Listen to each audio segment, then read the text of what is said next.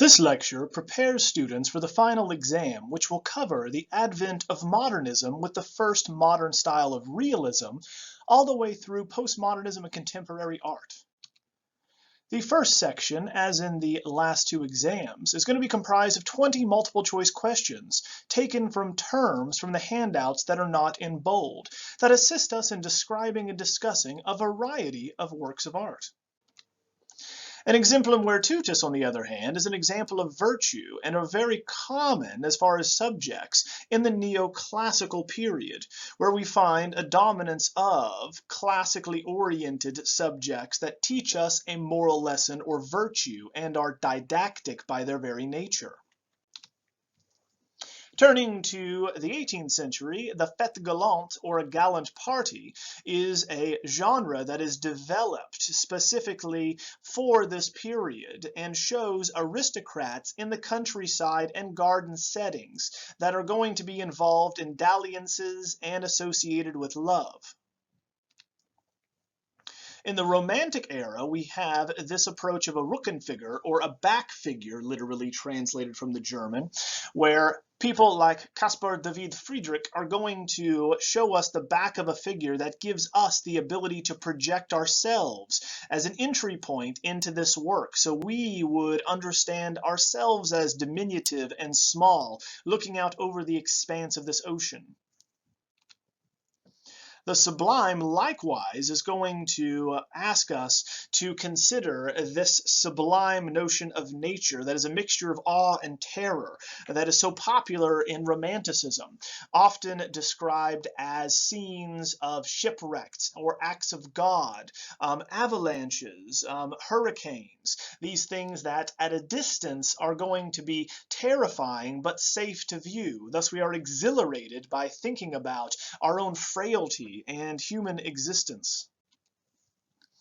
Now, etching, as practiced by Goya, combined with aquatint, is going to be scraping with a needle on a metal plate that is covered in wax, that is then dipped in acid, and the longer one leaves it in the acid bath, the further the acid bites the plate and the darker the lines will become.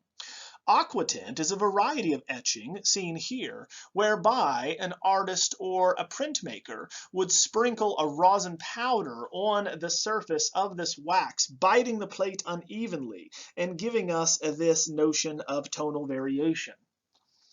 Finally, lithography is going to be writing with stone, quite literally, in which with a grease pen, artists would draw on a reusable stone plaque that then is printed, pulling the ink that is going to be pushed off with the grease.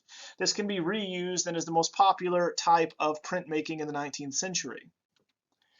For instance, as we began with photography, we would need to define a daguerreotype as the earliest form of photography, whereby you are going to have photoreactive chemicals that are going to fuse and burn onto the surface of a polished mirror with silver halide particles that give you, after a long exposure time, an image that is still. Thus, the first subjects for daguerreotypes are still lives, as seen here, produced by Jacques-Louis Daguerre.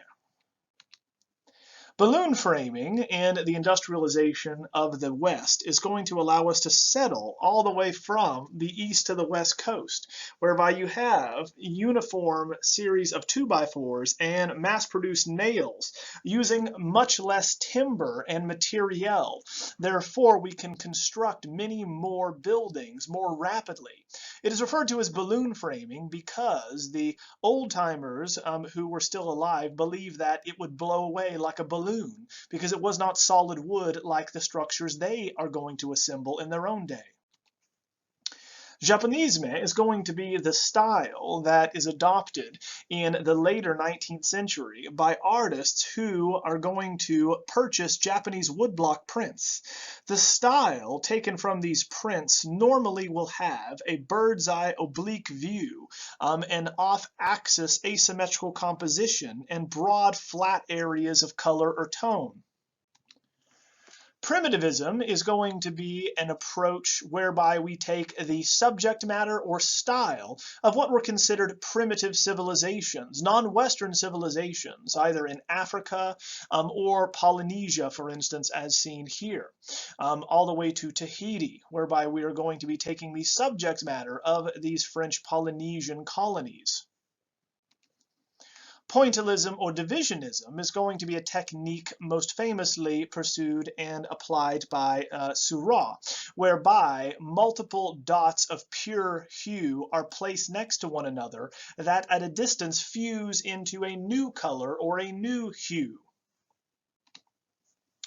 The aesthetic movement at the turn of the 20th century is going to be practiced by aesthetes and is going to base its argument on that of music, in that the art for art's sake movement argues that a painting need not represent something or be didactic. It does not need to teach us a moral lesson. Instead, we can appreciate it and be moved by it emotionally, just as music that has no words also can move us.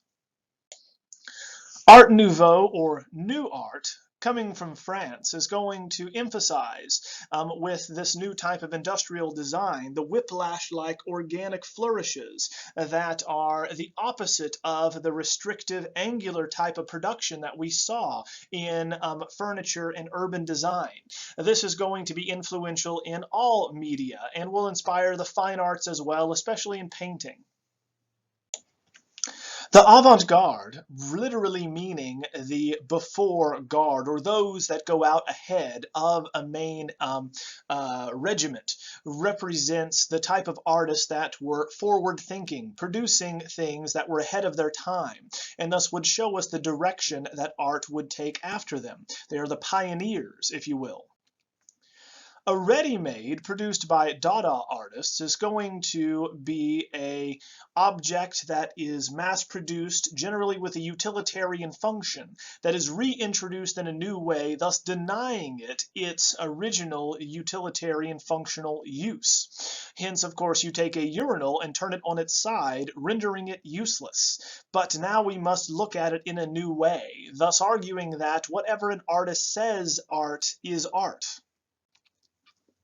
A photomontage is also another type that is practiced by Dada as a technique whereby not producing the works, just like in the last example, Duchamp did not produce the fountain. We are going to be taking mass-produced images from magazines and newspapers, cutting them out and reassembling them for a new meaning.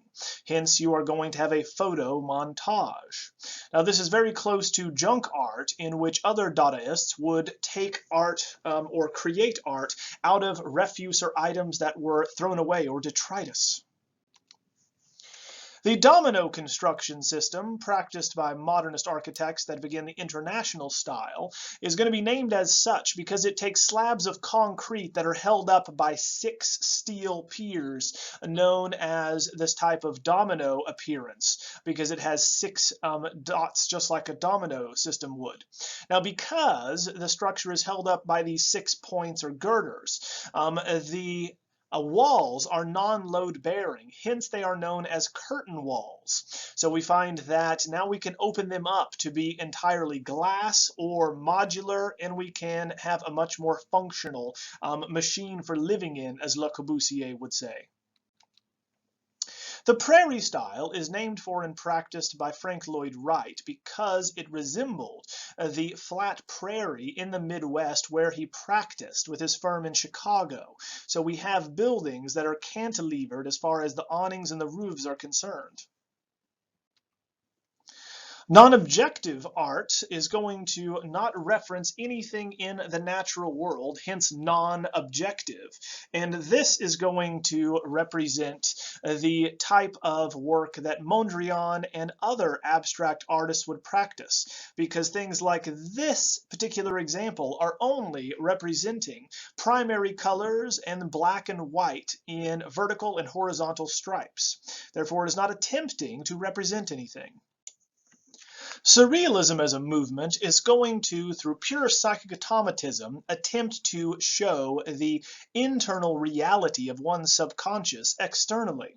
There are two varieties of this dream painting. One, biomorphic surrealism, which is going to showcase amoeba-like organic shapes that are abstract, versus naturalist surrealism, seen in the lower right here, whereby we use the techniques from academic painting, but to show something that is a concretized irrationality, as Dali would say.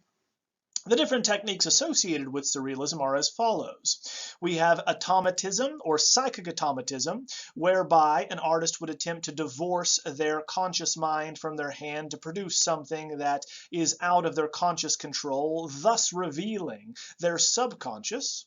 Secondly, we have frottage, which is going to be taking a paper or another flat object, placing it over an uneven surface, and then rubbing a dry medium on top of it, thus revealing these abstract, unintentional shapes. Finally, grattage is going to be doing the same thing, but with painting.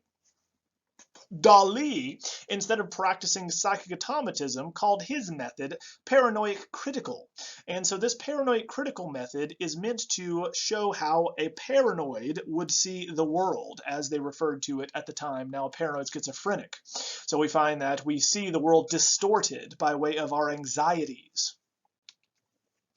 Existentialism, which is especially going to be pronounced in art after World War II, is the questioning of humankind's existence. That being, why specifically are we here, especially in the wake of the catastrophic events that occurred in World War II, including the Holocaust. The question that philosophers like Jean-Paul Sartre will, of course, put forth is, if in fact there is a God, how could he have let this happen?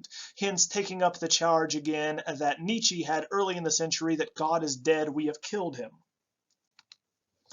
Formalism is going to be the style that leads to abstract expressionism and is interested only in the material that it's made of. So, if it is a painting, we must be able to focus on the formal elements, hence formalism, at the expense of the subject matter. So we should be able to, first and foremost, be able to ascertain that this is, in fact, a painting. And we see the paint is not carefully blended, or it does not attempt to look like something it's not.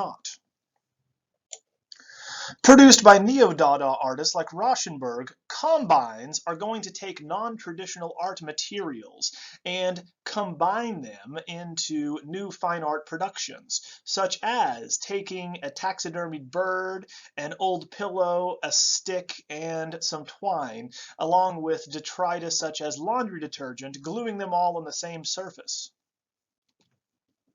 Minimalism is going to be primarily focused on objecthood and ask that we consider only what an object is made of, thus dematerializing the art world, or showing us that there is nothing more interesting than the object itself we're looking at, and it is therefore no more interesting than any other object. So the objecthood is what is paramount with minimalism, generally being represented in sculpture by materials that are going to be fabricated with industrial methods and not representing anything other than itself, that does not look like an animal, a human, or anything in nature. Semiotics is going to be the study of sign systems and of meaning construction. And through semiotics, first communicating the signifier and the signified, we are asked to understand how meaning is constructed by way of a visual system or a linguistic system, and how that then refers to something in the outside world.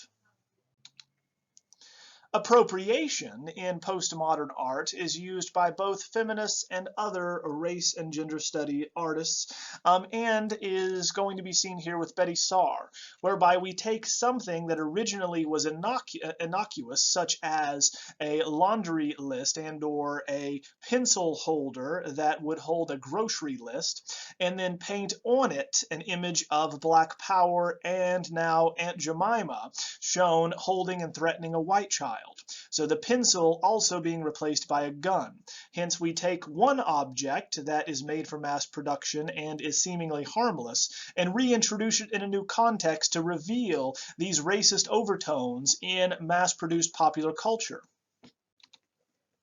Postmodernism is going to follow modernism after abstract expressionism runs its course and brings back in everything modernists had denied, including pastiche and pluralism, whereas modernism is going to be single-minded and produced primarily by white heterosexual men.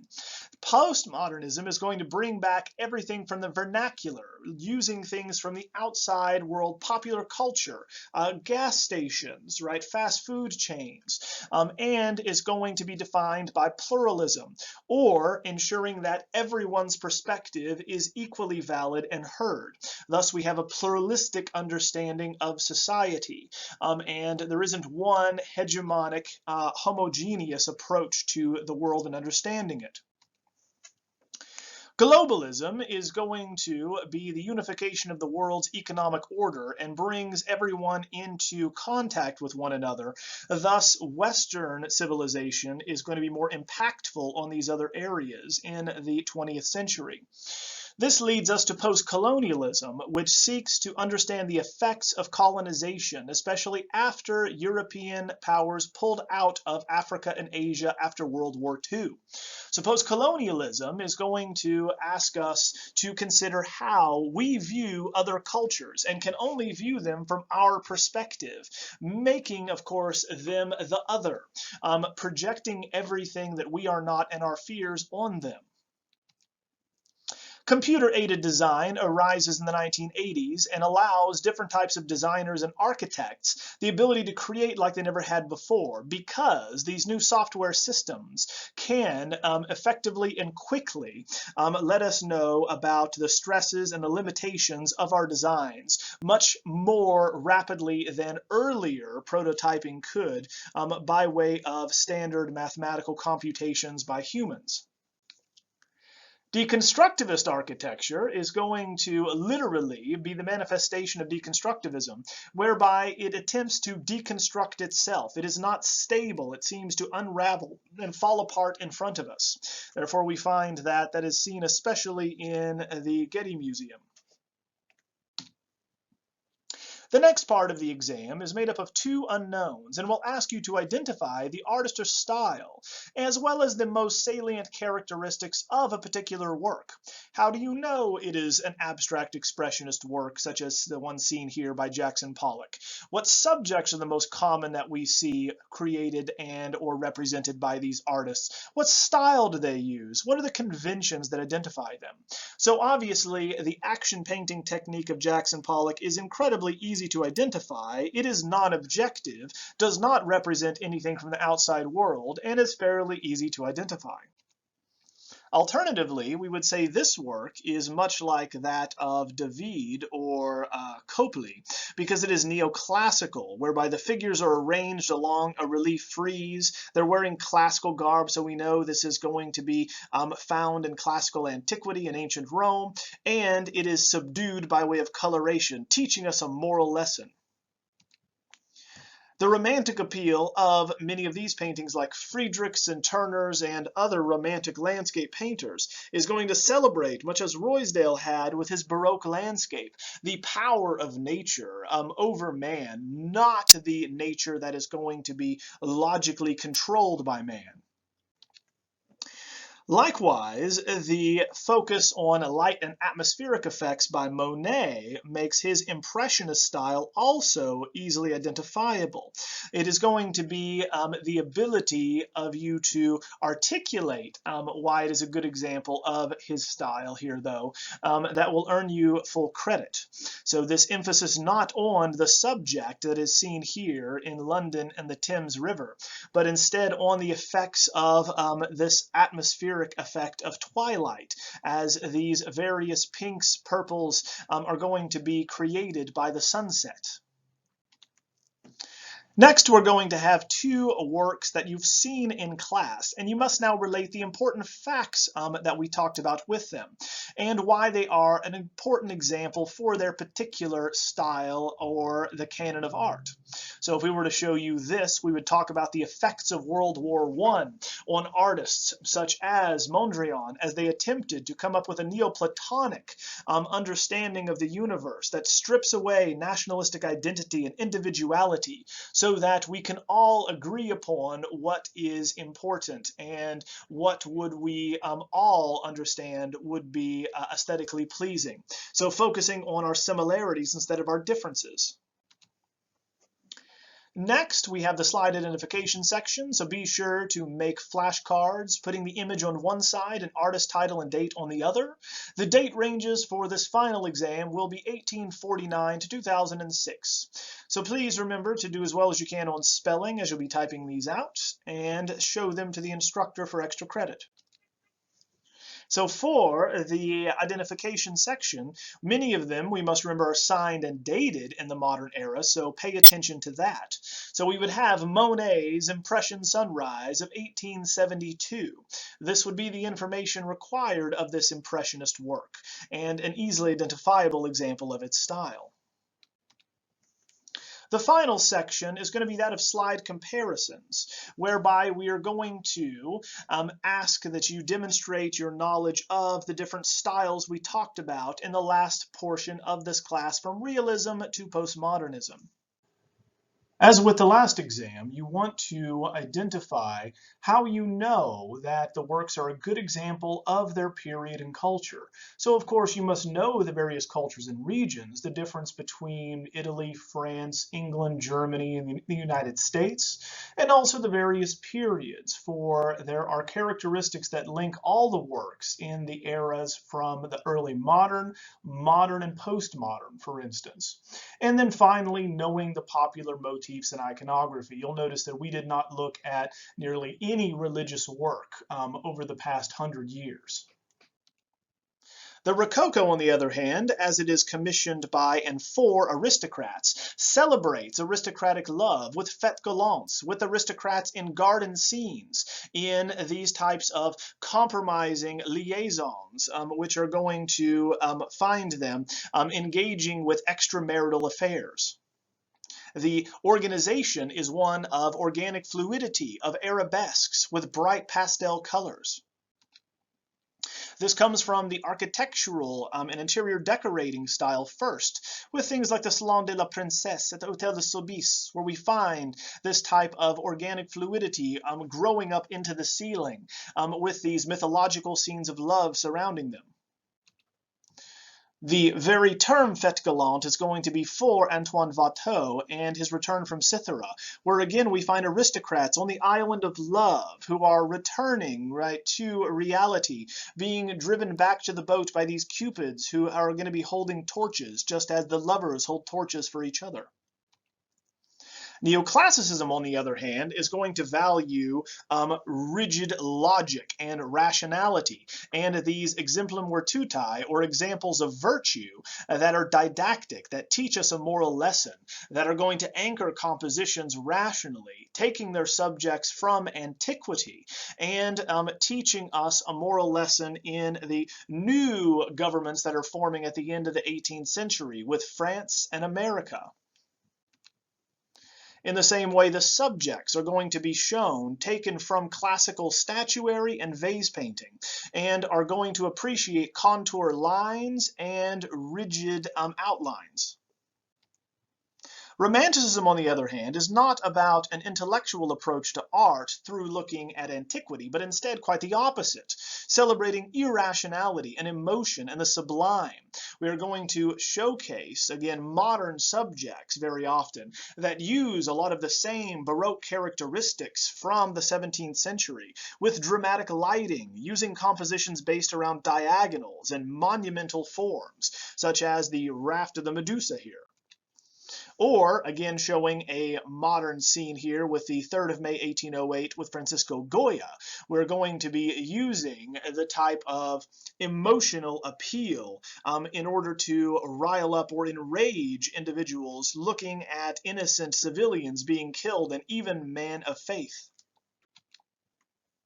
The styles for this last exam include realism, impressionism, post-impressionism, symbolism, art nouveau, fauvism, expressionism, cubism, futurism, dada, the international style, the prairie style, the style, surrealism, abstract expressionism, pop art, minimalism, performance art or conceptual art, and then finally in postmodernism we have feminism, globalism, and post-colonialism.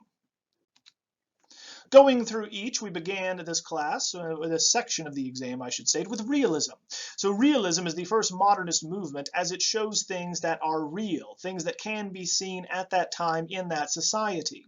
It was generally rejected by the academic community, for it did not have the type of idealized polish and presentation, but instead showed the gritty reality of, say, workers or prostitution. And this, of course, made the viewing public feel uncomfortable. So realism, as seen here, is going to be something that is unvarnished, that is unidealized, that shows things as they would appear, and attempts to have the same type of visceral reaction as an earlier Caravaggio. Impressionism, on the other hand, which develops out of realism, still has as its primary subject matter scenes of everyday life that actually occurred, but now are focused on the activities and entertainments of the bourgeoisie or the middle class in Paris. So Impressionism is going to be made up of a variety of styles, but will often use Japonisme, that oblique viewing angle, awkward cropping, and flat areas of color, as well as emphasizing the fleeting nature of modernity. Post-Impressionism, on the other hand, is going to build on the same subject matter as Impressionism, such as landscapes and scenes of everyday life, but now is going to use different techniques to showcase the emotional expressionistic side, such as Van Gogh, or the analytical side or approach, such as Cézanne. That's why with Cézanne and Seurat, we do not show the emotional reaction of the artist to his subject. Instead, we show the attempts to make art a science by techniques such as pointillism.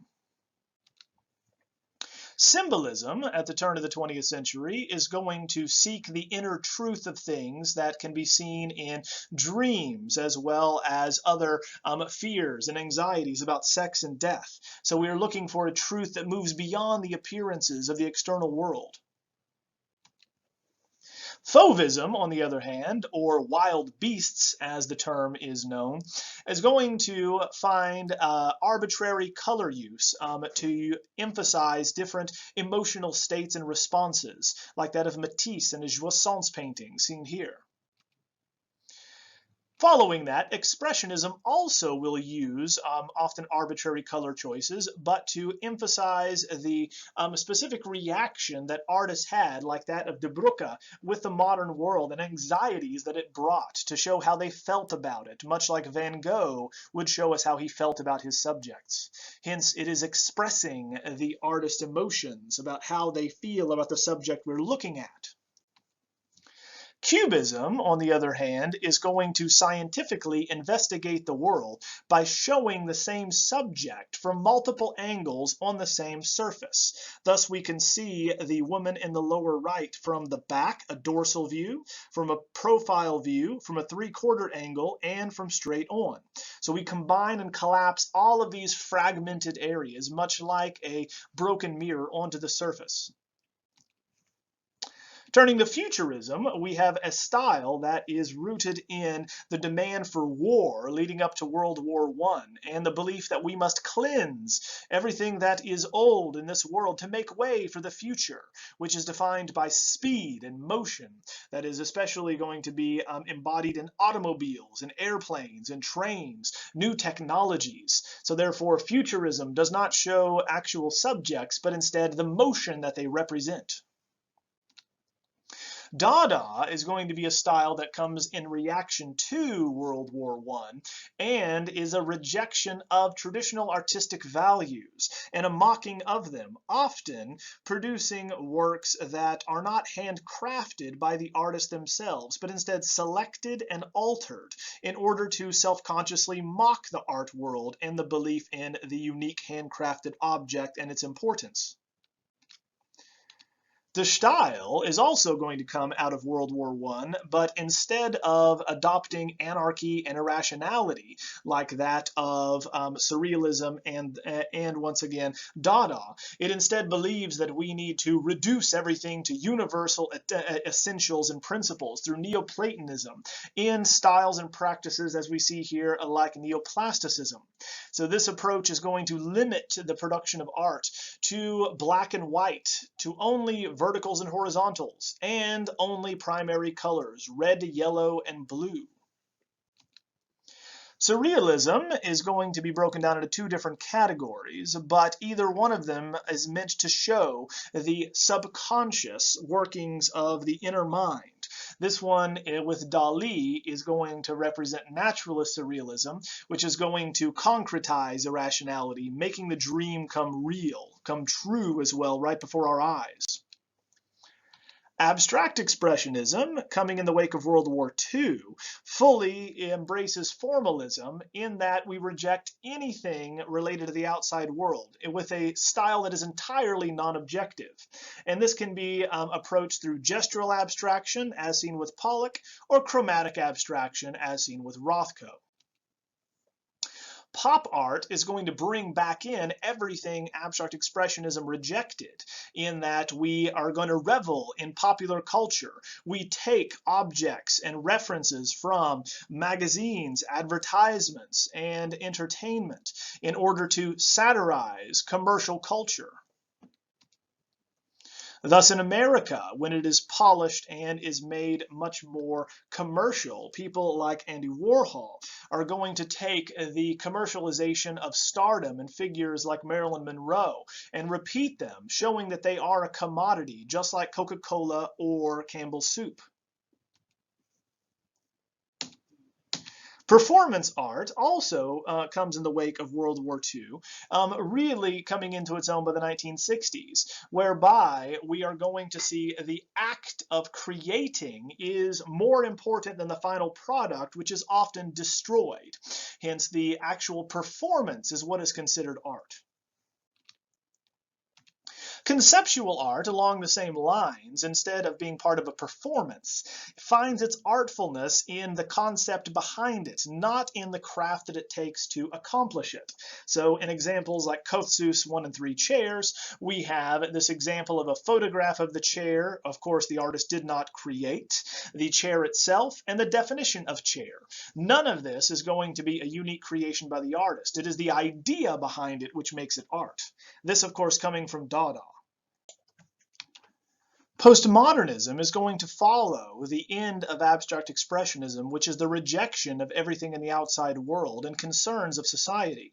Postmodernism, on the other hand, is deeply political and is definitely concerned with different aspects of society and societal injustice, such as feminism being one of the first movements that comes out of it, which seeks to showcase how women have been overlooked and mistreated throughout history.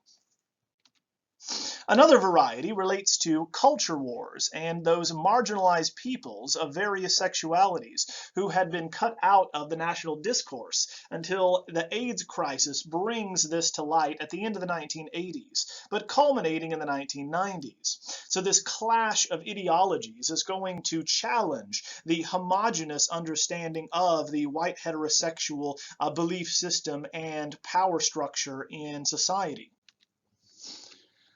So the culture wars is going to also include different aspects associated with how animals are also going to be treated and how that in turn relates to how we treat people that we have dehumanized. The post-colonialism and post-colonial approach, we should say, to postmodernism asks us to look at the perspective of other cultures and how we, in turn, have viewed them and stereotype them, thus, of course, exposing those misconceptions, misguided as they are. Finally, we looked at the last example of post-colonialism and how complex modern identity is, especially when it comes to race and ethnicity, with peoples that, say, came out of Africa or are displaced in different areas of the world like the diaspora.